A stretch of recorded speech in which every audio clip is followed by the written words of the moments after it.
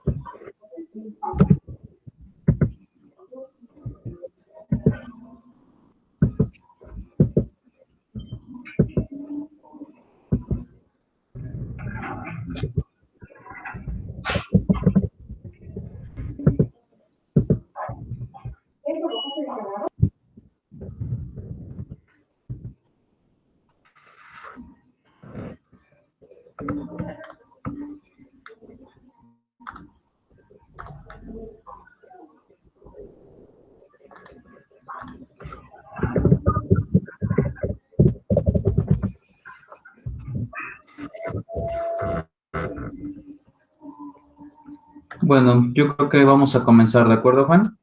Servicio. Listo.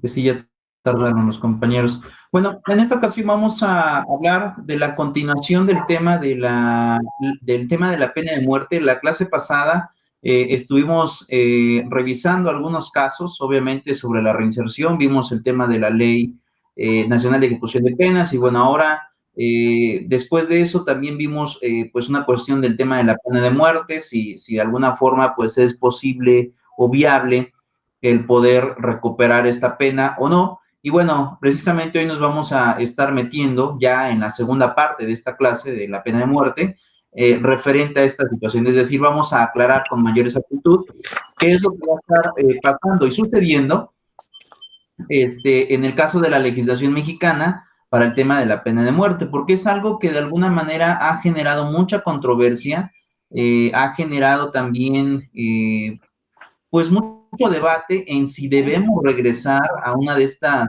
penas, porque primordialmente lo que vamos a estar teniendo, pues es, entre otras cosas, que pues la gente también, en base a la realidad que se está viviendo, pues hoy tenemos como que un conflicto entre si es necesario poder regresar al tema de la pena de muerte, o bien, por otro lado, necesitamos de alguna manera el poder estar legislando otro tipo de procedimiento u otro tipo de ejecución de pena que de alguna forma genere pues que los delincuentes no salgan a delinquir como ha estado pasando, aún y a pesar de la reforma en materia de sistema penal acusatorio, que es precisamente lo complicado en esa base. Saludo, muy buena noche, Eli, ¿cómo estás? Hola, buenas noches, aquí conectándome de nuevo. Listo, perfecto.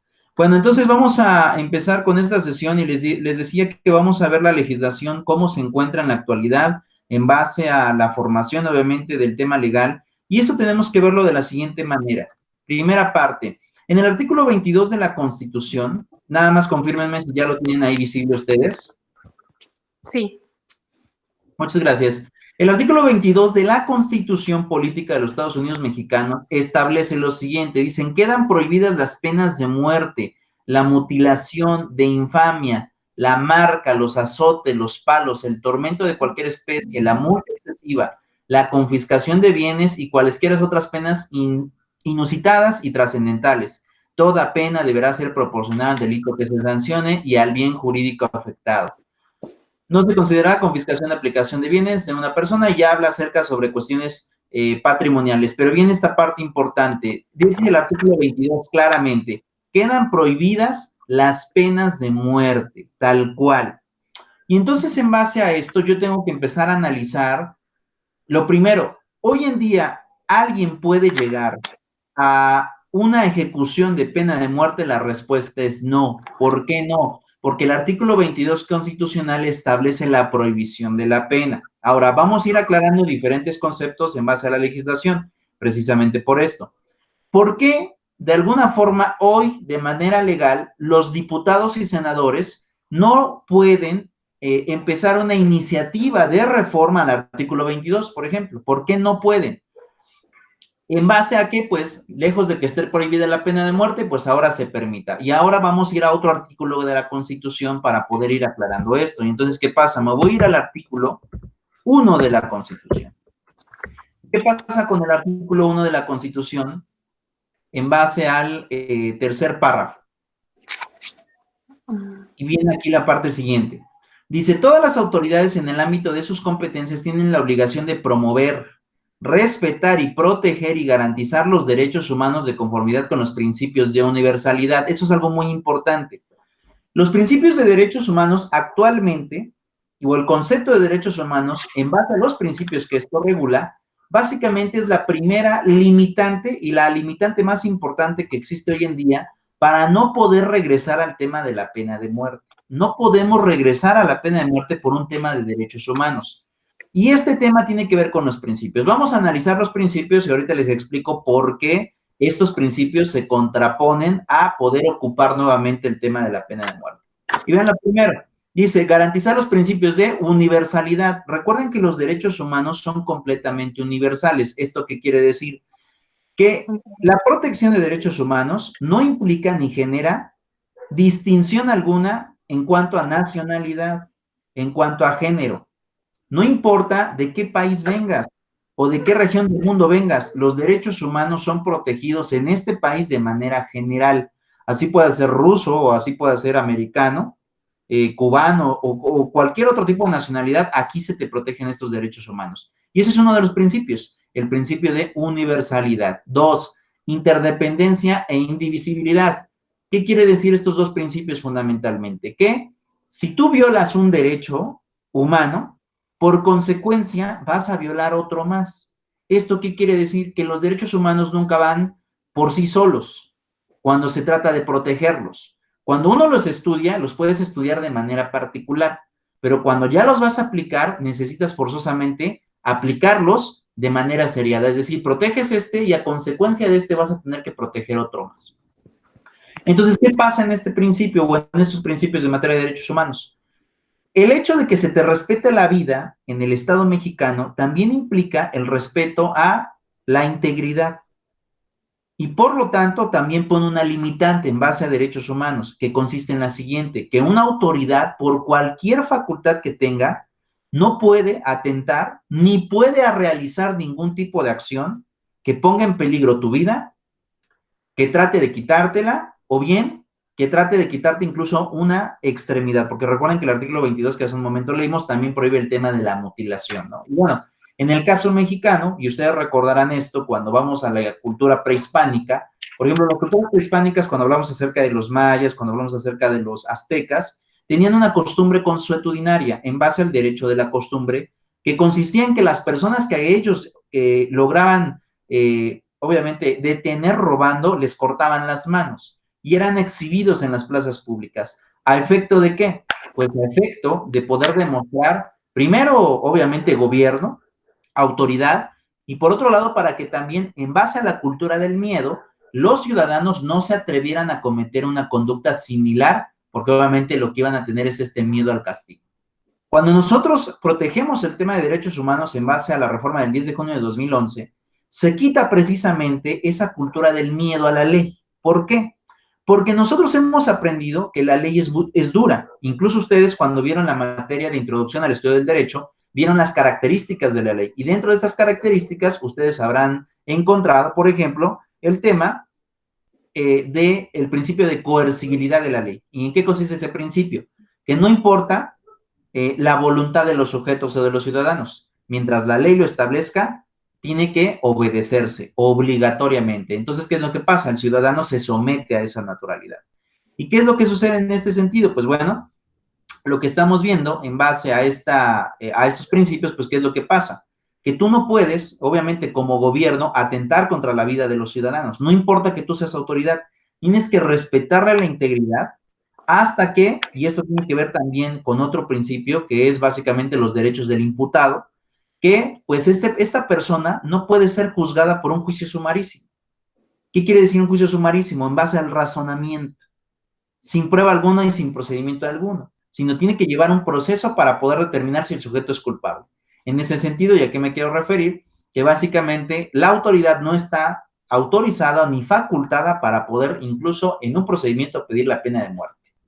Y esa es una de las cosas que de alguna forma cuesta un poco de comprender en base a la razón humana, que era precisamente lo que estábamos viendo en la clase pasada, en donde yo les decía, piensen primero como ciudadanos y después piensen como abogados, porque probablemente estos dos pensamientos que ustedes tengan, es muy probable que se empiecen a confrontar.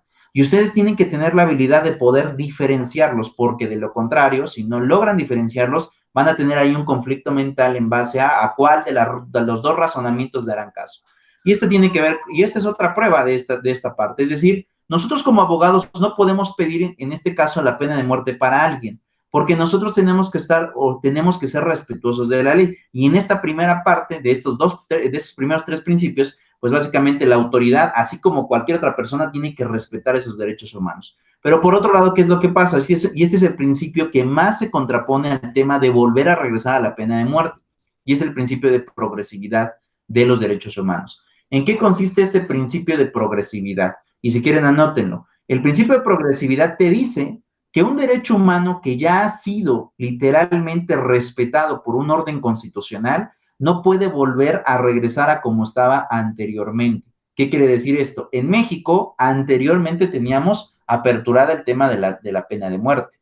Después, con la prohibición y con el respeto a los derechos humanos, que viene prácticamente de 2011, si los diputados quisieran de alguna manera modificar la Constitución para poder volver a regresar al tema de la pena de muerte, sería no solamente una violación al derecho constitucional, sino también sería una violación de derecho internacional público. ¿Por qué? Porque recuerden que los derechos humanos están protegidos precisamente ¿en dónde? Pues en los tratados internacionales. En pocas palabras, cuando tú te acoges a la legislación internacional, cuando eres parte de la legislación internacional, lo único que te queda también es someterte a esa voluntad que han establecido los diferentes países para crear una sola realidad en una región determinada o en diferentes regiones determinadas. En este caso, ¿qué es lo que pasa? Pues como este principio de progresividad me dice que una vez que acepto un derecho humano ya no lo puedo volver a revocar, ¿qué es lo que pasa con el tema de la pena de muerte? Al estar en el artículo 22 de la Constitución, la prohibición de la pena de muerte, yo no puedo aprobarla con posterioridad, porque si la apruebo, vuelvo a repetir,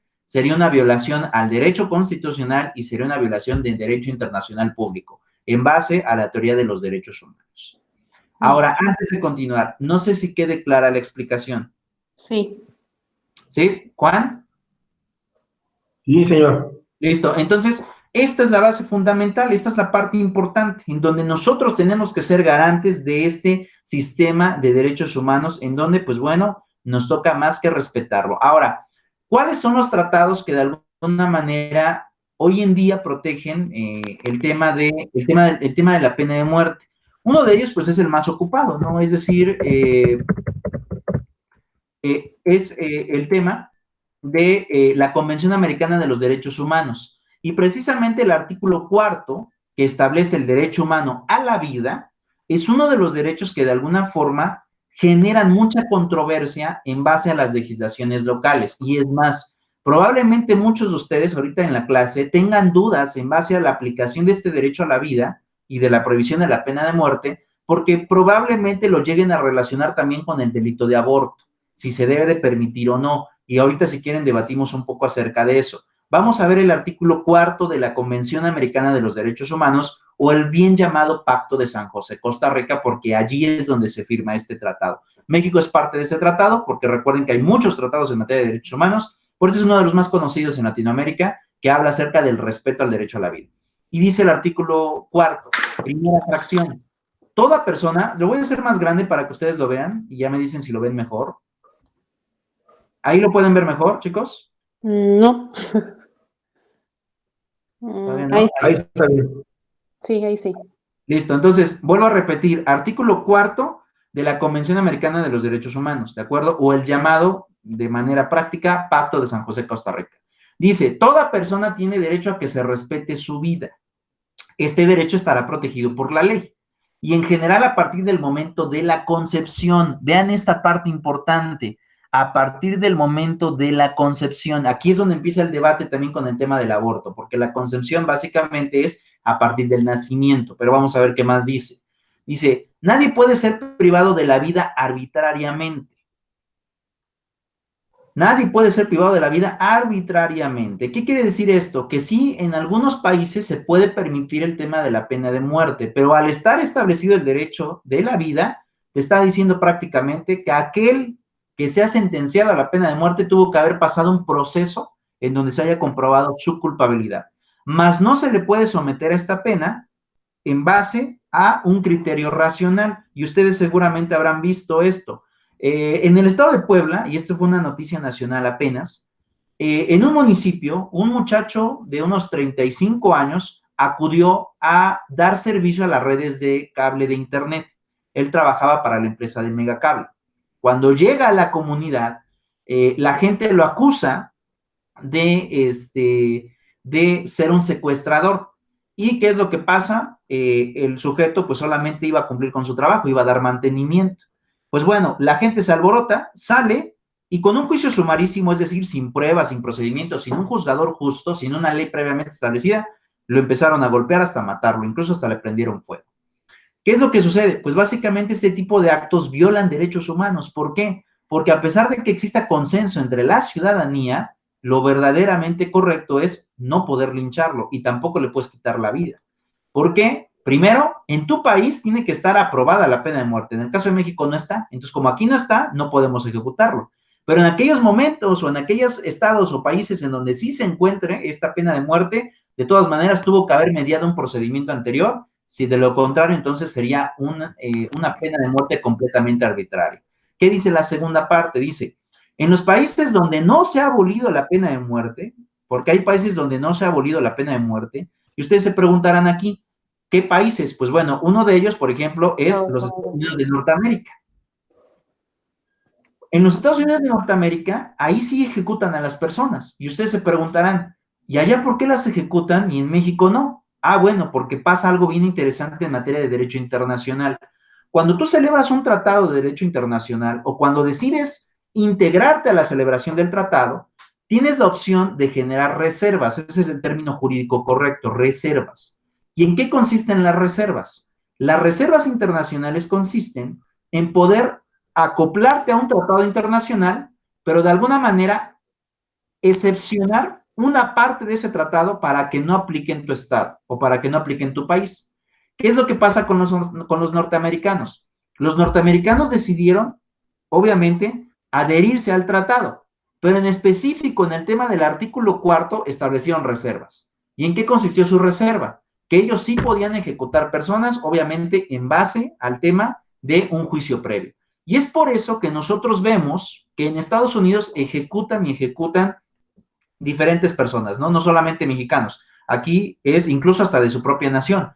Cuando hayan cometido delitos, que en este caso normalmente es el homicidio, que merezcan este tipo de punibilidad. Pero es por eso, porque los países norteamericanos, así como otros países, sí pudieron establecer y quisieron establecer reservas en base a esta pena. En el caso de México, México lo firmó tal cual. Aquí no establecieron reservas. Y como lo firmamos tal cual, ¿qué es lo que pasó? Pues se modificó la Constitución para poder prohibir el tema de la pena de muerte. Ahora, ¿claro hasta aquí? Sí. Ok, continúo. Y dice la segunda parte. Esta solo podrá imponerse por los delitos más graves, como por ejemplo el que yo hace un momento les decía, puede ser terrorismo, puede ser homicidio incluso. En cumplimiento de sentencia ejecutoriada de tribunal competente y de conformidad con una ley que establezca tal pena. Que esta es la parte importante. En México, aquí no se permite, ni se establece, al contrario, se prohíbe. En los Estados Unidos sí se permite, siempre y cuando, obviamente, son delitos graves. Dice, dictada con anterioridad a la comisión del delito. Tampoco se extenderá su aplicación a delitos a los cuales no se le aplica actualmente. 3. No se establecerá la pena de muerte en los estados que la han abolido. Y esto es algo muy importante. Nosotros ya abolimos la pena de muerte, ya no podemos volver a regresar en ella de manera jurídica. ¿Por qué? Porque ya está prohibida. Así dice el artículo 22, ese precisamente fue el artículo que revisamos. 4. En ningún caso se puede aplicar la pena de muerte por delitos políticos ni comunes conexos con los políticos. Que eso es algo muy importante. Ahora, ¿qué pasa en el caso de México? Este es uno de los problemas que dio precisamente la pena de muerte. ¿Por qué? Porque en México esta pena, lejos de poder ejecutarse a aquellos que en realidad lo merecían, no pasaba así. La mayoría de ejecutados con el tema de la pena de muerte eran porque eran contrarios al régimen, no eran como que tan bien vistos por, obviamente, los gobernantes de aquel momento. Y digo, basta recordar lo siguiente, ustedes recordarán que en el siglo XIX, por ejemplo, nuestro presidente Juárez manda a matar a Maximiliano. Eso dice la historia oficial, aunque por ahí los norteamericanos, en base a los documentos de la CIA, dicen que no, que le perdona la vida. Pero bueno, la historia oficial para nosotros nos dice que Juárez lo manda a matar, ¿no? ¿Por qué? Porque él prácticamente genera una invasión a México con gobierno francés. Lo mata.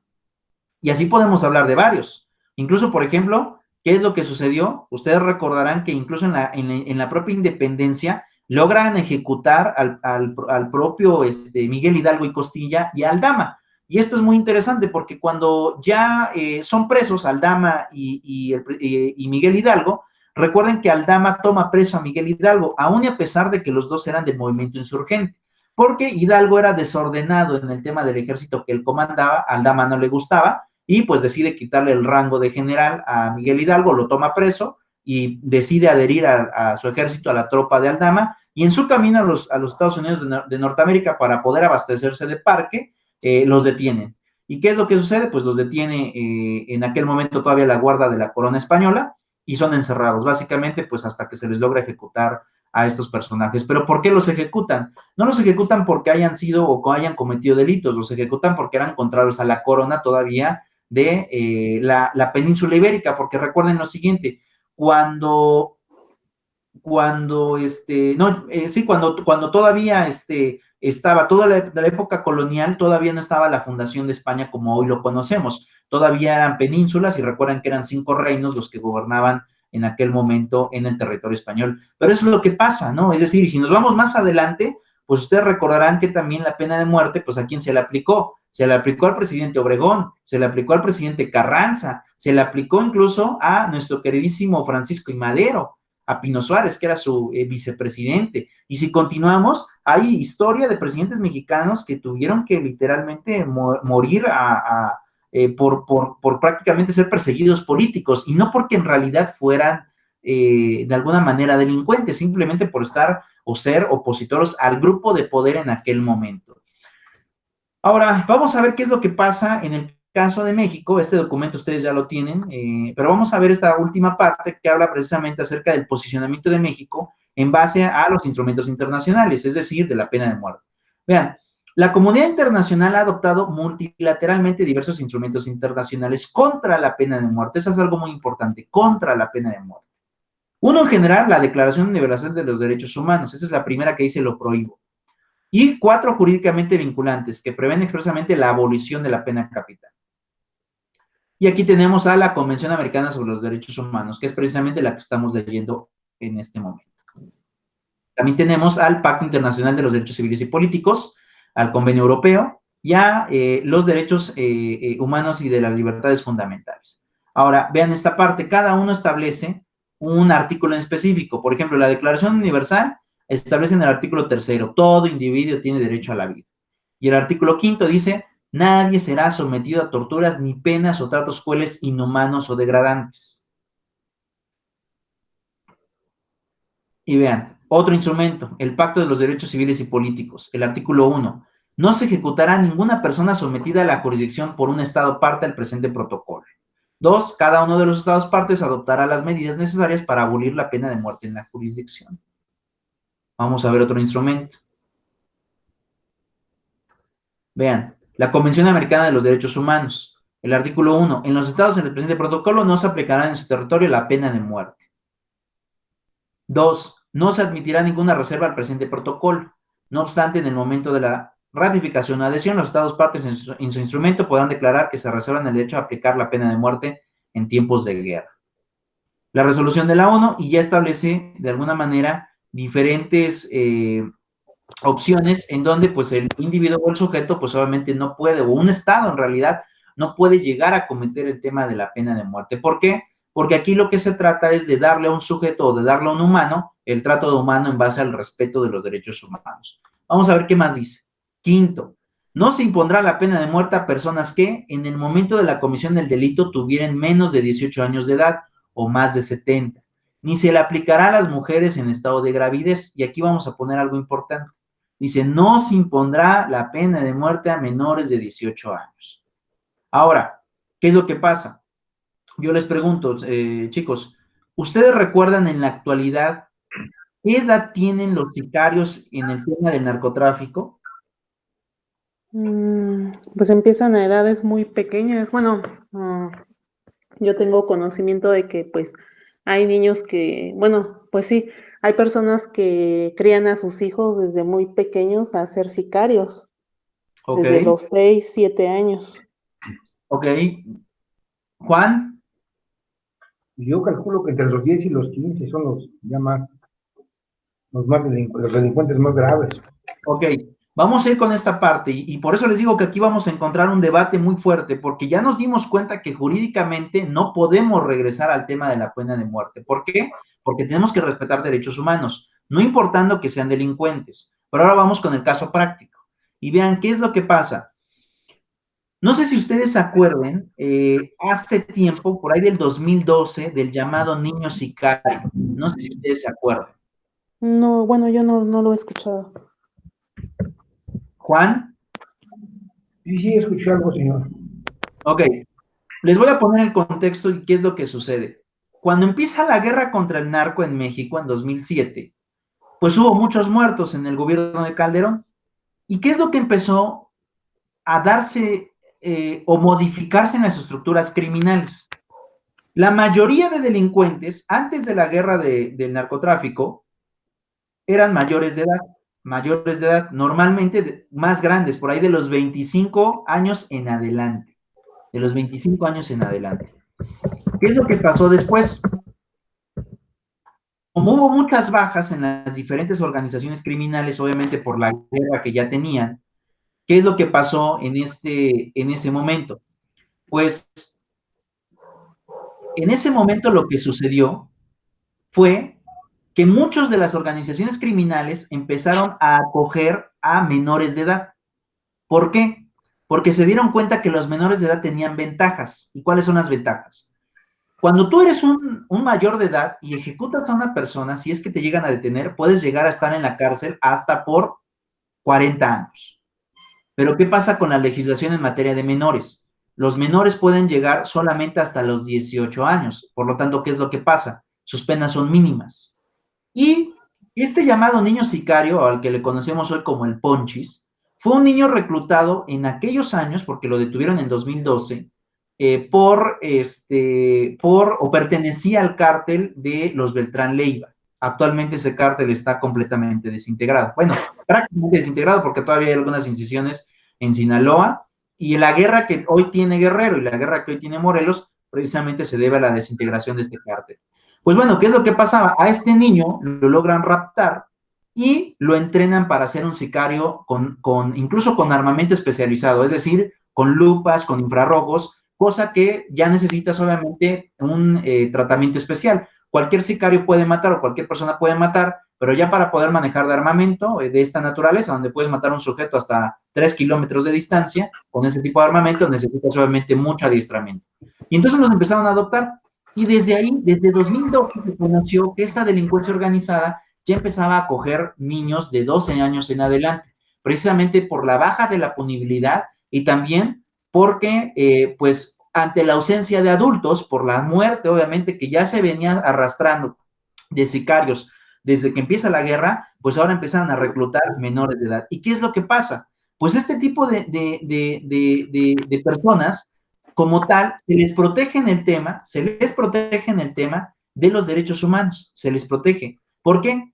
Porque aparte te dice el derecho humano que tú no puedes aplicar, aún en los países que está permitido, no puedes aplicar penas de muerte para menores de 18 años. ¿Y qué es lo que pasa? Bueno, para que se acuerden un poco, les voy a poner un video de esta historia y ahorita vamos a comentar qué es lo que pasa con este fenómeno, porque sí fue muy sonado y de alguna manera generó mucha conmoción en el momento en que se dio a conocer, porque pues estamos hablando de menores. Aquí, obviamente, ustedes recordarán que en base al derecho y en base a la ley, un menor de edad no está consciente en plenitud de los actos que realiza. Aún y a pesar de que los ejecute, no quiere decir que el sujeto comprenda la naturaleza de los actos que va a realizar.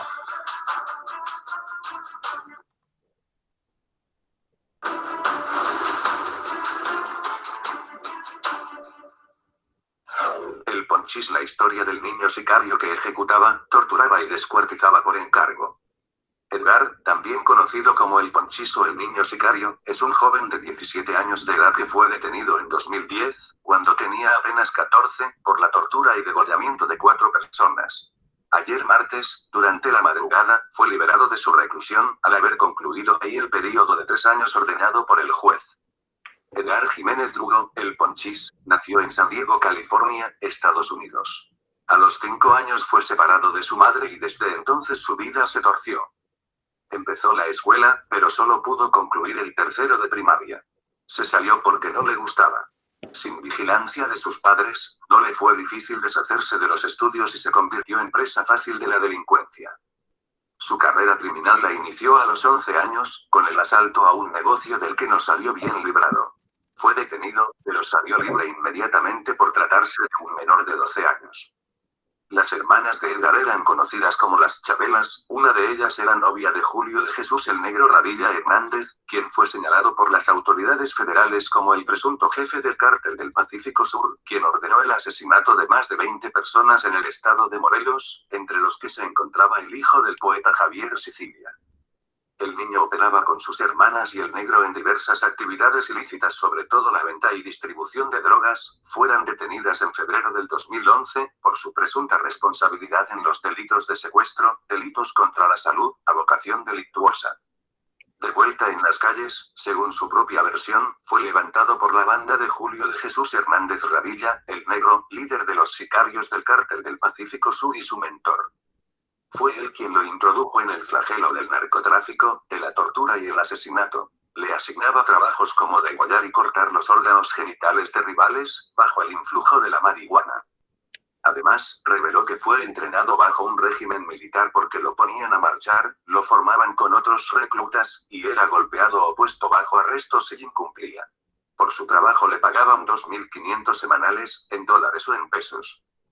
A mediados de 2010, él mismo atrajo los reflectores de la ciudadanía y las autoridades cuando empezaron a circular en YouTube una serie de vídeos en los que el ponchis demostraba lo que había aprendido a torturar a sus víctimas para luego ultimarlas.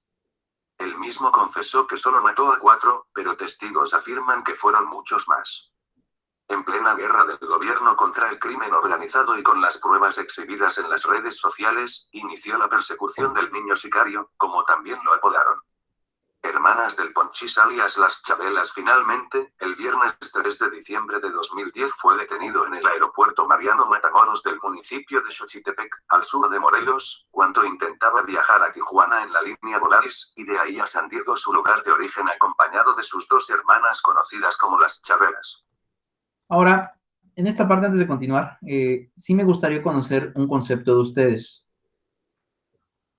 Ya les expliqué el tema de la punibilidad y el tema de, pues, la prohibición del tema de la pena de muerte. Yo les pregunto hoy en día a ustedes dos, Juan y Elizabeth, ¿creen que en este momento, en base a la realidad que estamos viviendo, tenemos que seguir protegiendo los derechos humanos? O bien, tal vez sería momento de pensar en una solución para poder aplicar una pena más severa o poder darle la vuelta jurídicamente, que sí hay, a través de la pena de muerte. ¿Qué piensan ustedes? ¿Por qué? Porque lo que hemos estado viendo, básicamente, en las diferentes movilidades de la delincuencia, es que han ido adaptándose a la legislación, porque esa es una realidad, se han ido adaptando a la legislación para poder, obviamente, seguir cometiendo las conductas dolosas en contra de la sociedad. Y esto ha generado que el Estado de Derecho, se quiera o no, desde hace muchos años, se ha quedado corto o se ha visto superado ante la realidad que hoy enfrentamos. ¿Ustedes qué piensan? ¿Podemos regresar a la pena de muerte o tenemos que seguir respetando derechos humanos? Les pregunto. ¿Quién guste comenzar? Sí, se tendría que regresar para hacer menos la delincuencia, señor.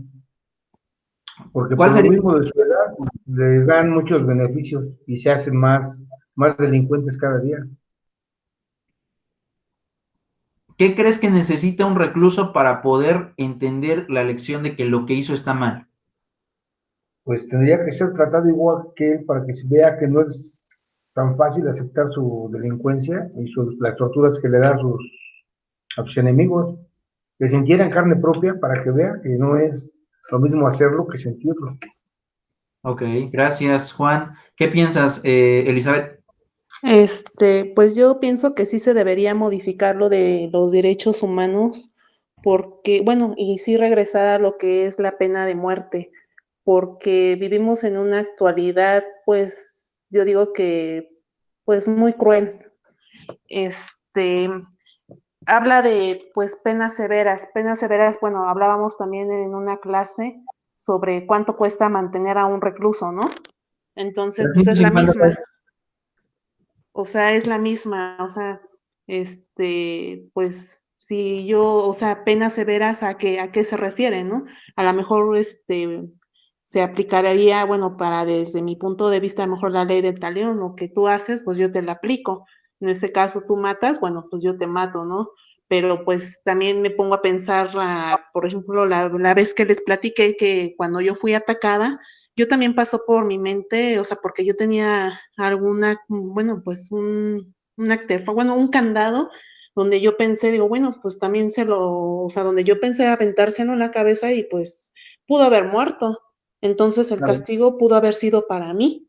Entonces, es o sea, yo también me pongo a pensar, ¿qué hubiera pasado si yo, lo hubiera privado de la muerte a esa persona? ¿Cómo me hubieran castigado a mí? Entonces, pues sí se debería modificar, pero pues siempre y cuando, o sea, sean comprobables, ¿no? O sea, siempre he dicho, o sea, que los agarren con las manos en la masa y no de que pues pongan testigos así como que no, pues yo supongo, o pues testigos comprados, como dicen actualmente. Miren, esta es una de las realidades que también llega a pasar.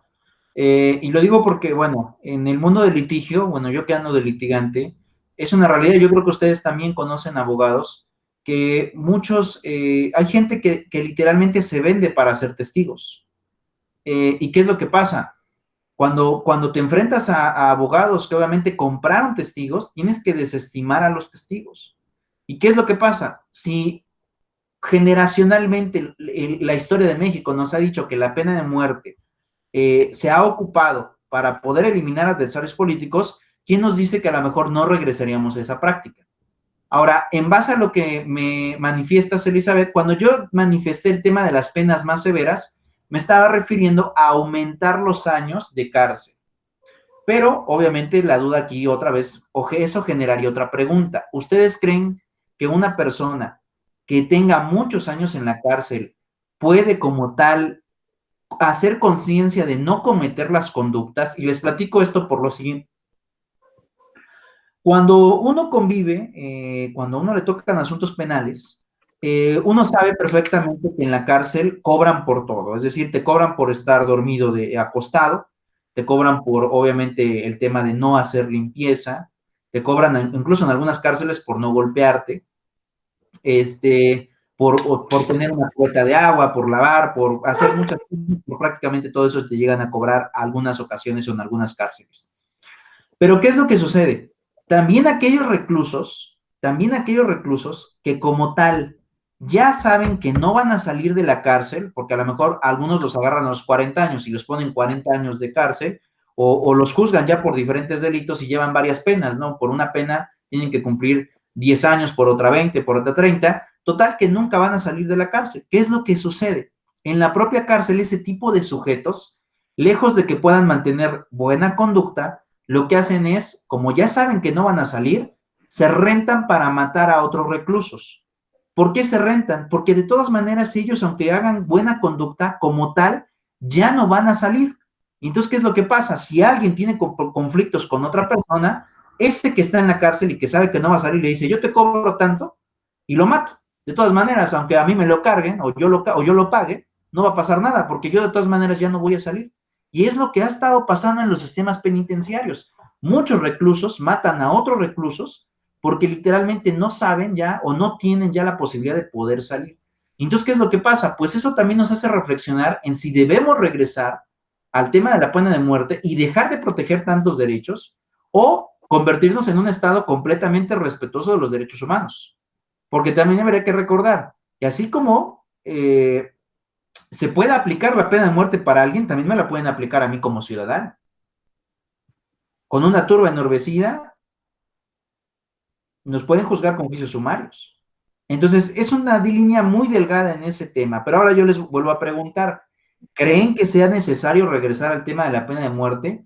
Y la segunda pregunta, ¿necesitamos más derechos humanos que proteger o ya con los que tenemos un problema? ¿Qué piensan? Pues más bien necesitamos más derechos humanos que modificar, ¿no? Porque, bueno, yo lo que pienso, ¿no? Claro. No sé, mi compañero. A ver, Sí, explícanos, modificar cómo, Eli. ¿Cómo, perdón? Modificar cómo. ¿Cómo tendríamos que modificar esos derechos humanos? Bueno, o sea, por ejemplo, en el tema de, pues, la pena de muerte, ¿no? Todos tenemos derecho, pues, a la vida, o sea, estoy de acuerdo, ¿no? Pero, pero pues hablando, o sea, actualmente de cómo vivimos, o sea, pues yo, por ejemplo, pues yo, o sea, si me matan a un familiar, a alguien cercano, pues yo como persona, pues yo quisiera que le aplicaran la misma pena, ¿no?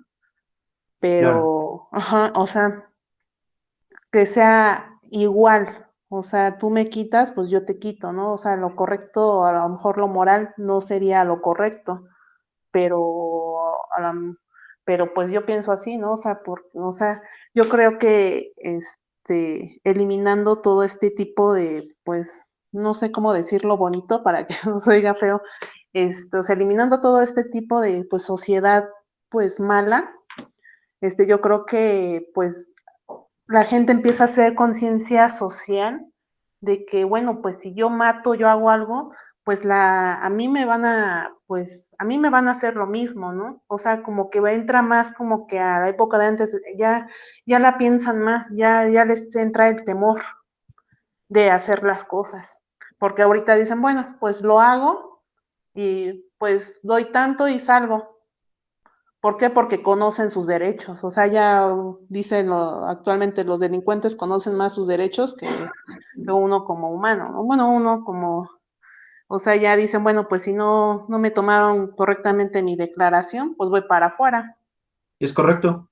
Sí. Hay una falla procesal, ahí como tú lo manifiestas, hay una falla procesal y como somos respetuosos del debido proceso, el juez de control va a decir, hay fallas en la detención y como hay fallas en la detención, es culpa de la autoridad y no culpa del delincuente, entonces, por lo tanto, decreto la salida y la liberación. Es correcto, así como tú lo planteas, es correcto. Sí. Bien, ¿qué piensas, Juan? Pues sí, como las reformas serían sobre los derechos de los delincuentes más graves, ¿no? Que se acostumbraron a matar, cobran por matar y forman grupos en las penitenciarías.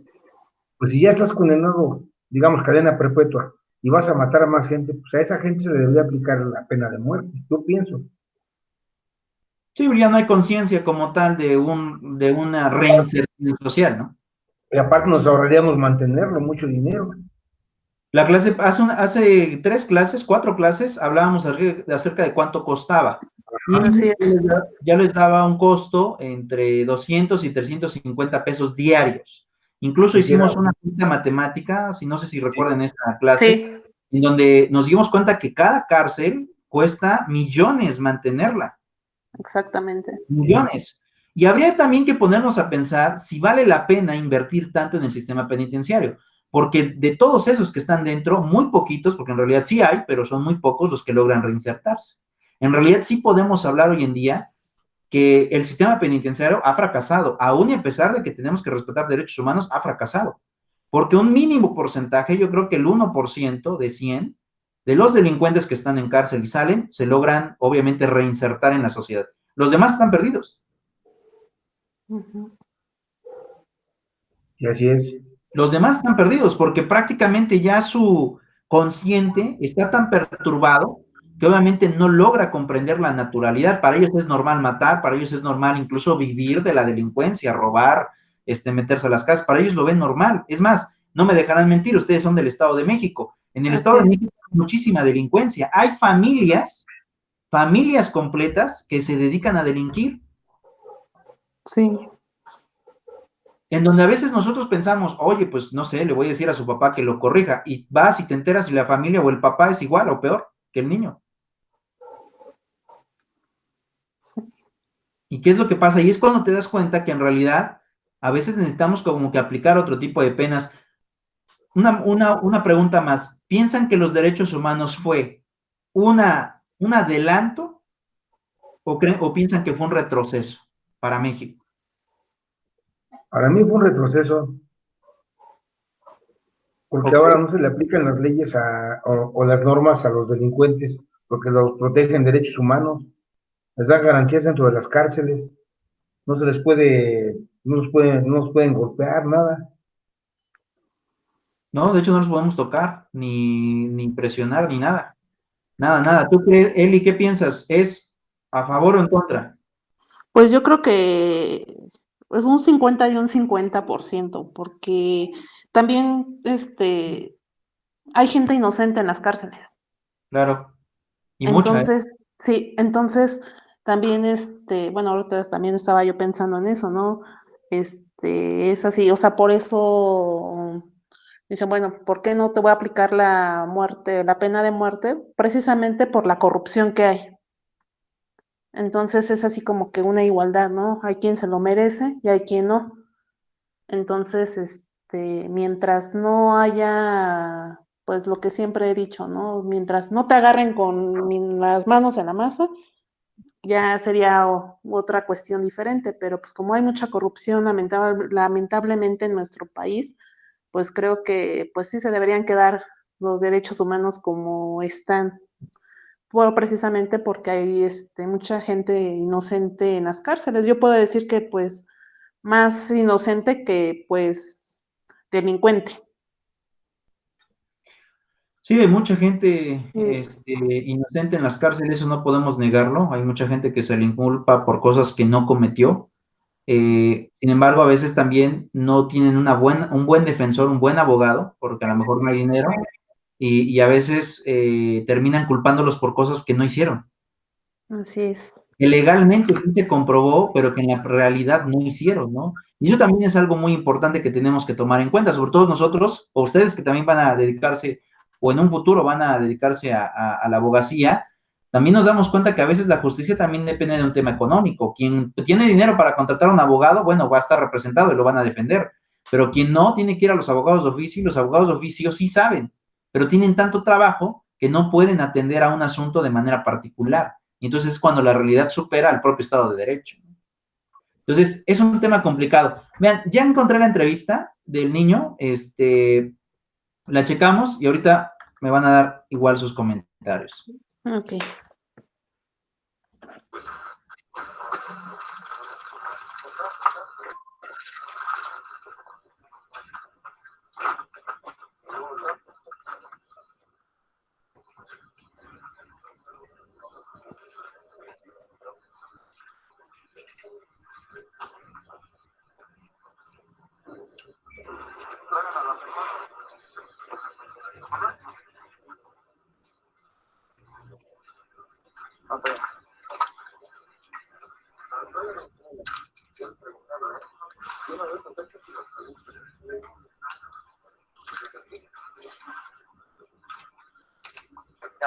Es lo que pero tiene. ¿Cómo te llamas? ¿Cuántos años tienes? 14. ¿Dónde te los digo que tuvieron?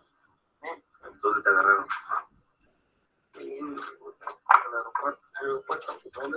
¿A dónde ibas? Con Diego, ¿Con quién ibas? mi hermano, ¿A los cuántos años empezaste a ejecutar? los 11. Tú eres el que sales en el video golpeando a un sujeto que está colgado en una casa Sí, y daba órdenes de golpearlos, de ejecutar. negro, ¿Dónde aprendiste a ejecutar, a golpear? de lado, ¿Te drogabas? me drogaba el negro, ¿Te drogaba el negro? ¿Desde cuándo te drogaba el negro? desde los 12. ¿Desde los 12 perteneces a la banda? Sí, ¿Y si son del CPS? sí, ¿Qué tipo de arma tenían? ¿Qué tipo de armas tenían?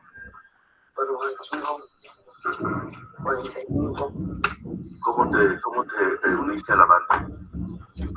me levantaban, ¿A quién te levantaron? ¿Quién te levantó? negro, ¿Y te convenció o te obligó a estar en eso? me obligó, ¿Qué te dijo? y trabajaba, me iba a matar. ¿Que trabajabas en la mota? Si no trabajaba, me iba a matar. ¿Te iba a matar? ¿Tú no tienes papás? Nueva, ¿No tienes papás? ¿Vivías solo? ¿Dónde vivías? de Jalpa, De Jalpa. ¿A los cuántos años empezaste entonces a vender marihuana? nunca vendí marihuana. Entonces solamente te jaló a ti. ¿A qué te dedicabas exactamente? ¿Qué hacías antes de sumarte a la banda? Ejecutar, No, antes de que entraras con ellos, ¿qué hacías? ¿De qué te dedicabas? estudiaba, ¿Dónde? Ahí, ¿hasta qué año cursaste? tercero, ¿Tercero de secundaria? ¿Y por qué te saliste? ya no quise estudiar, ¿No quisiste o tus papás ya no pudieron? ya no quise yo, ¿Por qué ya no quisiste? ya no quise estudiar, no me gustó. Es cierto que te defendieron para que no te ejecutaran a ti. Ajá, ¿Cómo fue eso? me arrimaron a una casa. ¿Pero cómo? ¿Te iban a matar ahí? Sí, por ahí ya no quisieron matarme. ¿Quién te defendió? ¿Quién te defendió? Padilla, ¿Radilla te defendió? ¿Y quién te iba a matar entonces? ¿Quién te iba a matar? su gente, ¿Pero por qué te iba a matar? no sé, así, ¿Tú tenías tu grupo de chavos ahí en No. tu Jalpa? no, No.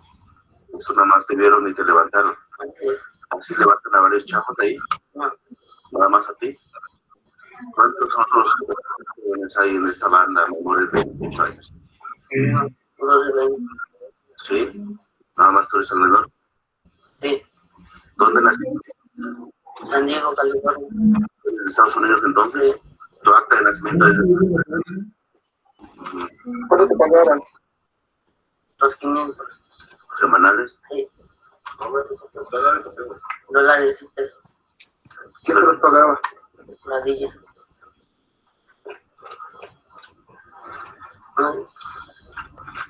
¿Y el Radilla qué es lo que te decía para convencerte de que mataras? Más me drogaban. No sabía lo que hacía. ¿Te drogaba con qué? ¿Con marihuana o cocaína? Con moto. ¿Quién te enseñó a meterte droga? Él. ¿Dónde lo conociste? ¿Eh? ¿Dónde lo conociste? Aquí en Tegalpa. ¿Cómo? Así llegó. Me levanté y nadie lo conoce. En estos días, ¿quién te escondía? ¿Tú solo estabas escondiéndote o te ayudaban a esconderte? Yo me escondía. ¿Tú te escondías? ¿Tienes miedo? ¿Tú tienes miedo? No. ¿No tienes miedo? ¿Sabes lo que va a pasar? Sí.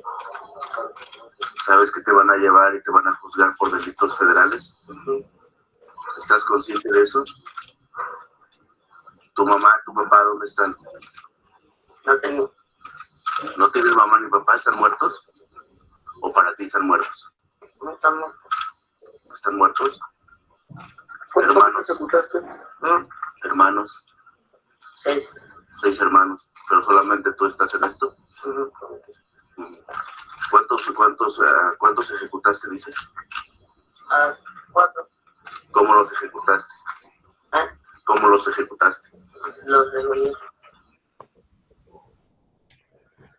Los degolló, dice en la entrevista. Bueno, primero, ¿qué les causa al ver este tipo de declaraciones y la conducta de personas mayores, adultas, que someten al menor para cometer ese tipo de delitos? ¿Qué me causa? Bueno, pues aquí a niño pues lo volvieron adicto para que cometiera ese tipo de acciones, ¿no? Entonces, pues a través pues, de que, pues te doy la droga, pero pues haces, o sea, cometes, pues matas o torturas a las personas. También un hecho es de que, pues, él dice que, pues, no tiene papá y mamá. Bueno, es que no sé, no se escuchaba muy bien el audio, pero bueno, eso fue lo que entendí. O sea, él no vivió en familia, que también es un factor, que, pues sí, es un factor que, ¿cómo lo puedo explicar? Que pues, ¿Importante? pues sí, pues importante que pues él no tiene los fundamentos, los valores para decir, bueno, qué es lo que está bien, qué es lo que está mal, ¿no? O sea, él lo veía pues muy normal.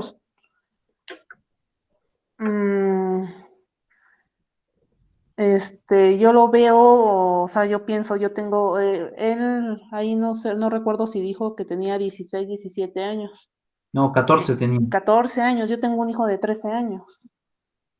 Entonces, pues yo no sé, bueno, yo a mi hijo pues sí le fundamento le doy los valores, sabe qué es lo bueno, qué es lo malo, pero yo también le he dicho, cuando tú cometas algún delito, o sea, yo no voy a dudar o sea, no me va a temblar la mano en ponerte en las manos de las autoridades. ¿Por qué? Porque yo te doy un eje, o sea, tu papá y yo te damos un ejemplo. Nosotros no te damos otro tipo de ejemplos para que tú vayas afuera a robar o a matar o X, ¿no? Entonces, yo creo que, pues yo creo que también, o sea, la familia, pues es la base también de que, pues los niños, los adolescentes delincan o no, o sea, puedan cometer algún delito o no. ¿Por qué? Pues porque como padres tenemos la responsabilidad de estar atrás de ellos. Es correcto. ¿Qué piensas, Juan? Pues para mí sí no tuvo bases de, digamos, de valores, pero para mí era un delincuente, nada más lo perfeccionaron, le dieron las armas para hacer lo que tenía que hacer con la droga. Él ya era un delincuente, como usted lo comentó, pero él ya nada más lo perfeccionaron. Y por Es falta de complicado. dinero, Perdón, por falta de sigue. dinero, perdón, dígame. No digo, perdón, sigue, Juan, sigue, te escuchamos. Sí, es que los valores influyeron mucho, pero ella delinquía desde antes. Entonces ya nada más lo perfeccionaron. La delincuencia ya, la organización nada más lo perfeccionó. Hizo una máquina de matar para mí. Sí, se convierten en eso, se escucha muy duro, pero es una realidad. Se convierten en máquinas de matar, y aquí estamos hablando de menores, ¿no? Un niño de 14 años, incluso ustedes lo vieron en el video, no creo que supere el 1,50 de estatura, No. muy chaparrito, ¿no? Delgado, eh, una cuestión muy atroz, ¿no? Tanto él, lo que ejecuta, y por otro lado, el adulto que lo incursiona, ¿no? El no tener sentimiento de culpa, de meter a alguien que es menor de edad a cometer este tipo de actos. Y bueno, al final, pues el muchacho es detenido y actualmente, pues eh, ya, ya salió libre. Fue deportado porque no le permitieron la estancia en México, se regresó para Estados Unidos, pero fue muy triste. Esa fue la primera historia que conocimos de niños. Ahora, esta misma realidad que estamos escuchando, ¿cuántas familias o cuántos niños a nivel nacional creen que tienen la misma realidad? Muchísimas, muchísimas. Hay niños en los estados que son obviamente más pobres, que es Guerrero, que hoy es sin duda de los más violentos, Oaxaca, Chiapas, si nos vamos del lado de Tijuana, Ciudad Juárez, incluso en donde están ustedes, ¿no? El Estado de México, que, bueno, la zona conurbada es complicada, no toda, pero sí hay zonas muy Así es. complicadas. ¿Cuántos niños creen que tienen esta misma realidad que este niño? Yo creo que son muchísimos. Y es muy fácil acogerlos para la delincuencia, para cometer este tipo de actos. De hecho, la guerra que hoy se enfrenta en el narco no es de personas adultas. O sea, no vamos a ver a personas de 40, 35 años como pasaba en el pasado, como pasaba en los 90, ¿no? Que eran la gente grande la que andaba metida en este tipo de delitos. Hoy no. Hoy los que están metidos en este delito van entre los 15 y 25 años. Tan solo basta ver los videos, si ustedes le pusieron atención a los videos de lo que pasó en Culiacán, allá en el norte del país el año pasado con la detención del hijo del Chapo Guzmán, los delincuentes que se ven en los videos no creo que superen los 25 años. Son jóvenes de 20, 21, 22, tal vez 18, hasta se ven flacos algunos que ya van empecherados y con el arma larga. Es decir, volvimos a cambiar, ¿no? Y esto también lo vio la delincuencia, y como bien lo decían ustedes, el delincuente se pone a estudiar los derechos, o contratan abogados para que les expliquen sus derechos, ¿no? Así es. ¿Y qué es lo que pasa? Ellos se informan y entonces dicen, pues no me conviene meter a gente grande, me conviene acoger a la juventud. Y es lo que han estado haciendo todas las organizaciones. Hoy no te cuidas de alguien grande que te vaya a saltar, hoy te cuidas de un adolescente chico que lo ves así que aparentemente se ve inofensivo, y igual te puede sacar un arma y te mete 2, 3 plomazos, ¿no? Ustedes recordarán, qué bueno que son del Estado, ustedes recordarán el caso del presidente municipal de Valle de Chalco el año pasado también, que lo ejecuta un muchacho de 15 años, no sé si vieron eso. No, no recuerdo. ¿Tú sí lo No lo recuerdas, vi, Juan? pero sí sonó, no lo vi, pero sí sonó mucho eso. 15 años tenía el muchacho. ¿Y qué sucedió con el presidente municipal de Valle de Chalco? Fue a un evento, se sube a su camioneta, el chico les pide un aventón, él obviamente al ver al niño le dice sí, lo sube a su camioneta y el muchacho se sienta atrás del presidente municipal de Valle de Chalco. Y en el transcurso del camino, el muchacho saca una pistola y así en la cabeza le apunta por detrás y le vuela la cabeza. Y así murió el presidente de Valle de Chalco. Un menor de 15 años, 15 años. Es decir, estamos ante una realidad, y yo creo que ustedes comparten el mismo sentimiento que yo, que está desafiando a la propia ley y a los propios derechos humanos. Así es. Porque por una parte nosotros en materia legal, en materia de abogados, ¿qué decimos? Tenemos que proteger los derechos humanos, tenemos que revisar la protección de derechos humanos, pero nos estamos dando cuenta que la realidad está superando a los propios jueces. ¿Qué es lo que tenemos hoy en día? Un máximo de homicidios. Hoy tenemos más homicidios que en la propia guerra de Calderón. La única diferencia es que con Calderón había enfrentamientos. Hoy no hay enfrentamientos. Hoy simplemente te levantan, te ejecutan y te tiran. Eso es todo. cambió la delincuencia, pero sigue habiendo violencia. Así es. Y pues muchas de las cosas pues también se debe a, como lo decía Elizabeth, a las fallas procesales. Yo te detengo de mala forma y te tengo que soltar. El juez de control ahí, por cumplimiento a la ley y por cumplimiento a los derechos humanos y al debido proceso, tiene que soltar al delincuente porque le violaron sus derechos.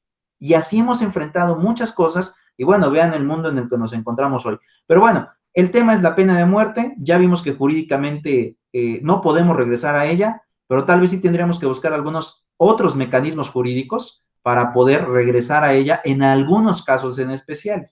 Porque como ustedes bien lo apuntaron, también no todos se pueden ir a la pena de muerte. Algunos casos, y tendremos que definirlos con particularidad, quiénes en realidad deberían ir a esa pena, obviamente por los delitos y la máxima de delitos que hoy se están cometiendo. Pero bueno, ¿dudas, preguntas, chicos?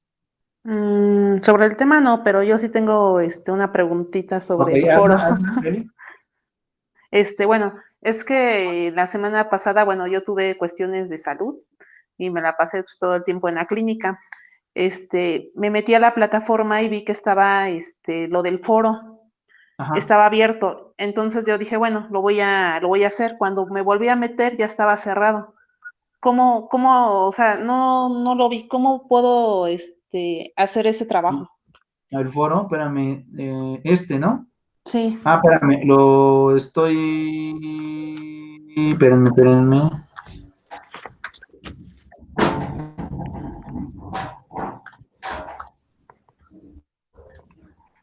¿Verdad? El foro de participación. Sí. De este estás hablando, ¿no? Sí, porque ¿Ya había lo estás una viendo? pregunta, y yo cuando lo quise hacer ya estaba cerrado, pero pues ya no fue cuestión, más bien Bueno, fue cuestión de salud, ajá, y ya no cuando lo pude ustedes, enviar. cuando ustedes le dan al foro, aquí te aparece un recuadro. Y aquí dice, la pregunta está aquí. ¿Es correcto? Sí, pero Ok. bueno, ya en mi foro ya no aparece nada, ni pregunta, ni nada. ¿Qué es lo que pasa? Cuando, Ustedes le dan clic en comenzar y aquí es donde ustedes tienen que llevar a cabo la, a ver, la ¿cómo está respuesta, esto? pero por ejemplo, yo cuando lo vi, sí tenía, y bueno, cuando lo quise hacer, ya no dice, usted ya no tiene autorización para entrar a este foro. Entonces, pues me quedó así la duda. Dije, bueno, le voy a preguntar Aquí cómo está. puedo enviar. Esa es la pregunta. Explica por qué no es posible aprobar nuevamente la pena de muerte en México. ¿Explica por qué, perdón? Explica por qué no es posible aprobar nuevamente la pena de muerte en México. Es esta la pregunta. Aquí está. Ajá, Es la que tenían que contestar. ajá. Pero en mi plataforma ya no me da, ya no tengo acceso. Entonces quería ver cómo puedo enviar. A ver, vamos a ver. Vamos a regresar, ¿no?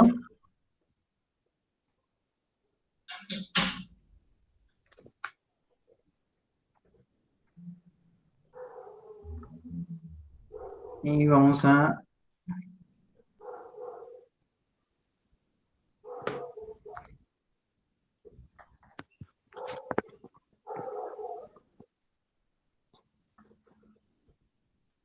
esta te refieres. Ajá.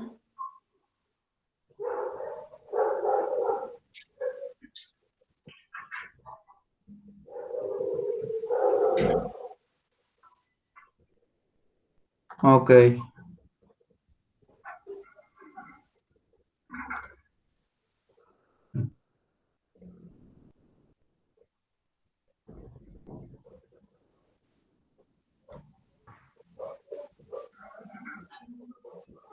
Entonces, ¿no te permitía abrir? No, a mí no, bueno, ahorita ya no tengo cerrada mi computadora, pero todavía antes de entrar a su clase ahorita, lo volví a Ujú. checar y me decía que yo no tengo permiso para entrar al foro de participación. Entonces, lo volví a checar, bueno, lo chequé antes de la clase, lo volví a checar ayer, antier, o sea, me lo cerró. Cuando yo lo abrí, precisamente cuando estaba yo en la clínica esperando, lo abrí y dije, hay un foro. Y dije, Ok, bueno, mira, después ya lo lo estoy hago, viendo. ajá, Como solamente ahí es poner la opinión, les voy a dar 2 ajá. días más, el Ah, 18, ok, ¿de acuerdo? Ok, Aquí entonces lo para estoy viendo, hacerlo. se espera Ujú. finalizar el 18 de agosto. Ah, ok, sí está muy bien. Entonces, ya aquí el 18 le voy a dar guardar cambios y y ustedes Perfecto. contestan. Ya saben que Ah, ok. tienen el lunes y el martes se cierra. Ok, perfecto. Entonces ya, porque sí se cerró muy pronto, entonces yo, bueno, yo sí fue por cuestión de salud. Entonces yo anteriormente, Nada más luego le lo siguiente, mandaba nada más correos lo y no me siguiente. contestaba. Se cierra, mejor dicho, se cierra mañana a las 12 de la noche. Sí, no, no se preocupe, eso ya mañana Entonces, yo tienen veo. mañana para poder hacerlo. Nada más sería mañana lunes, porque Sí, está mañana es bien. 17. Mañana es 17 y se cierra a las 12, que ya es 18. Ajá, Sí, entonces solamente tendrían mañana, ¿de acuerdo? sí, está bien, sí. Listo, ahí está, 18. Le voy a poner guardar cambios y regresar al curso. Ujú. Listo. Entonces solamente sería mañana, ¿de acuerdo? Sí, no, no importa, sí. Listo, chicos, pues ahí está. Ok, muchas gracias. ¿Listo? Sí, Bueno, entonces ahí está esa parte. ¿Alguna otra duda que tengan? no, bueno, de mi ¿No? No, parte bien. no. Listo, chicos, pues entonces hasta aquí doy por terminada la sesión. Algo importante. Hoy toca poner el quinto producto, que sería el último. Ya ha estado, no he Cuarto, ¿no? calificado. No, no, no, porque el cuarto es el foro. Ah, ok, ajá. ¿De acuerdo? Hoy sería el quinto producto. No he calificado las tareas, pero las voy a calificar, ¿de acuerdo? Y lo que sí es que si no han enviado los productos 1, 2 y 3, ahí sí ya no les acepto que me los envíen después, ¿de acuerdo? Ah, ok, bueno, pero el 3 todavía tenemos tiempo, ¿no? Creo que también mañana. Ajá, Hasta que se cierre el 3, sí, ¿de acuerdo? Pero sí, lo que es el 1, 2 y 3, eso sí ya no.